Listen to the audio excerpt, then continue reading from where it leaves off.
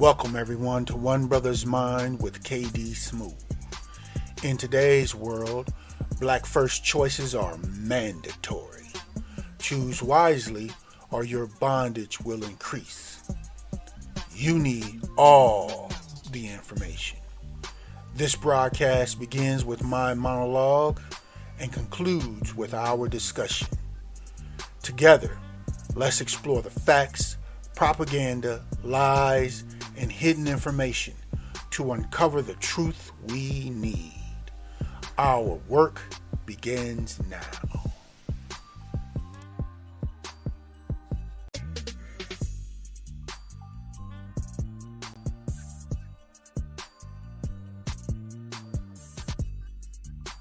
Hey, ladies and gentlemen, coming back at you again from One Brothas Mind, bringing you a new update on this issue of the ooh-wee. You know, here at One Brothas Mind, we call that thing that they want everyone to get, we call it the ooh-wee. There's a new report out focusing on more companies actually penalizing the employees that have not gotten or refused to get the ooh-wee. So we're going to take a quick look at that right now.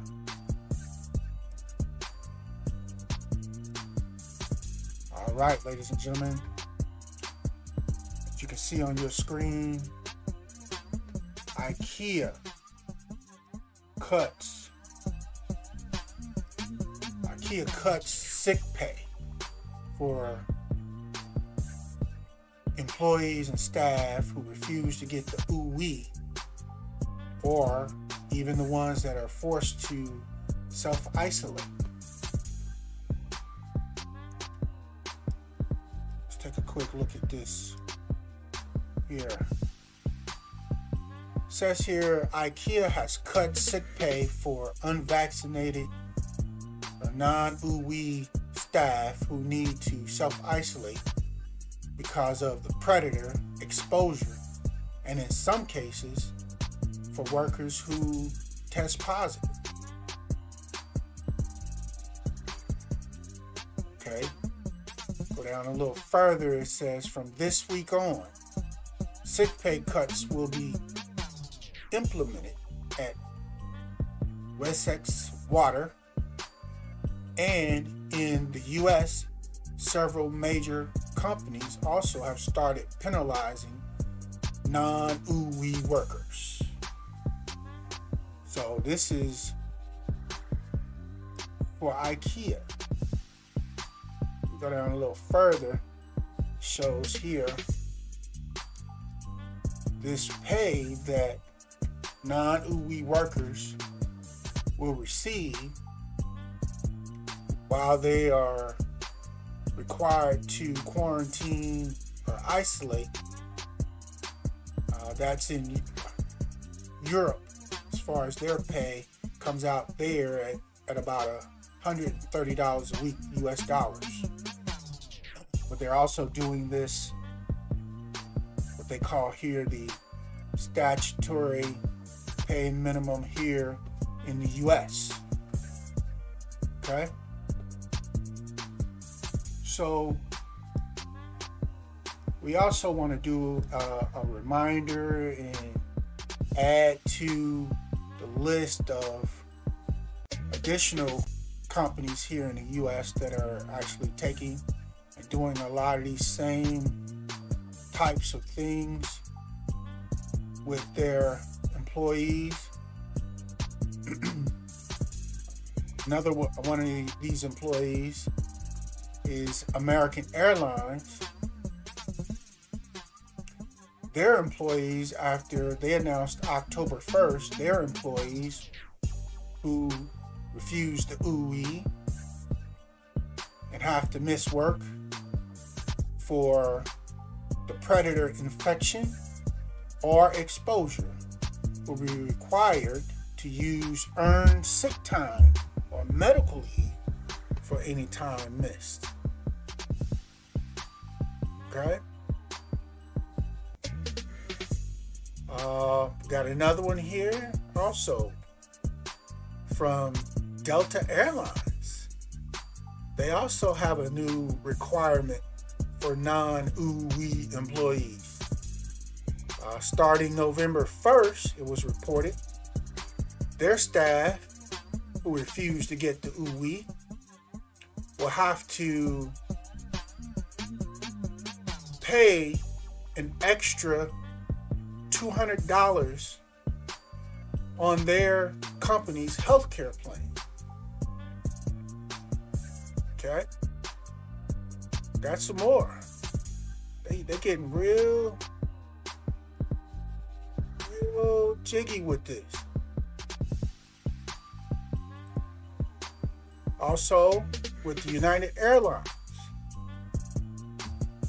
their report was from October 2nd, and it read that any pilot, flight attendant, or customer service agent who refuses to get the UWE, they're going to put them on temporary unpaid leave while they're isolating or quarantining, at the very least.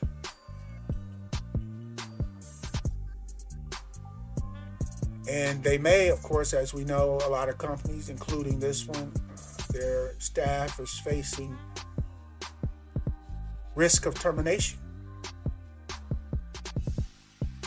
Let's take a look at what's reported from Florida in Broward County.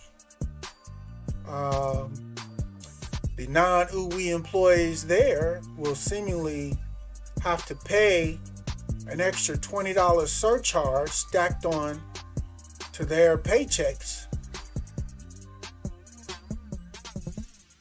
if they refuse to get the UWE. Also, another one we look at in Las Vegas, MGM Resorts has actually discontinued paid time off for non-UWE employees that have to quarantine after infection or exposure.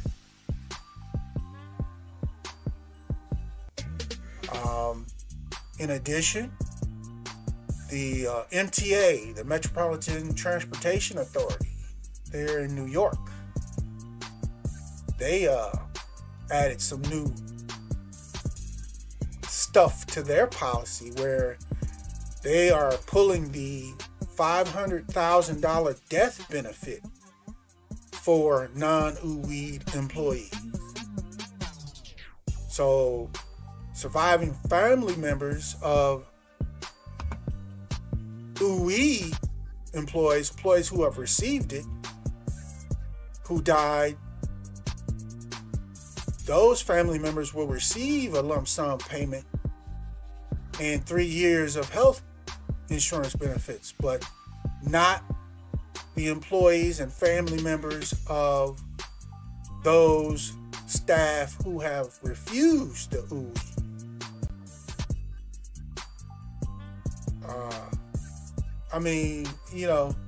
Of course, there's a lot of healthcare systems and hospitals around the country that are doing some of these same things. What do y'all think? Is this even legal to do this? It sounds like discrimination to me. I mean, frankly, a mandate is actually not law. It's at least this one is a OSHA mandate and policy that was put out for workplace safety. And they're not going after people or individuals who refuse to get the UWE. They're going after the companies and imposing fines if they have staff who are still employed and working but have refused to get the ooh-wee. But again, isn't this discrimination? Or is it even legal for the companies to make a difference between those who have gotten the ooh-wee and those who have gotten their religious exemptions or whatever, or the medical exemptions, and refuse to get the ooh-wee? I smell a whole lot of lawsuits coming as more and more companies start to put these types of policies in place. What do y'all think? Let me know, y'all, in the comments, man. Let's chop it up on this. One of the really big things that's up and coming is the decision on this mandate from the Supreme Court. That's going to affect these issues and many others in regards to this ooh-wee mandate. So, again, y'all, let me know. Y'all think this is discrimination, or is it not? Is this fair? Is it legal? Remember, ladies and gentlemen, to like, share, and subscribe. Please share on all your social media. Make sure, ladies and gentlemen, you check with your employer. Y'all ask what the policy is, because it's always changing. A lot of these employers are slowly but surely adding these things to their policy. You need to be informed. So we're going to leave it there. Again, let's chop it up in the comments, and make sure you stay informed on this. You got to stay up on it, because they're changing this stuff every day, it seems like. Keep an eye on this Supreme Court decision on this mandate as well. So remember, until next time, ladies and gentlemen, do what you can do. We can do what you can do. And always know that Yeshua the Christ is with you always. Shalom.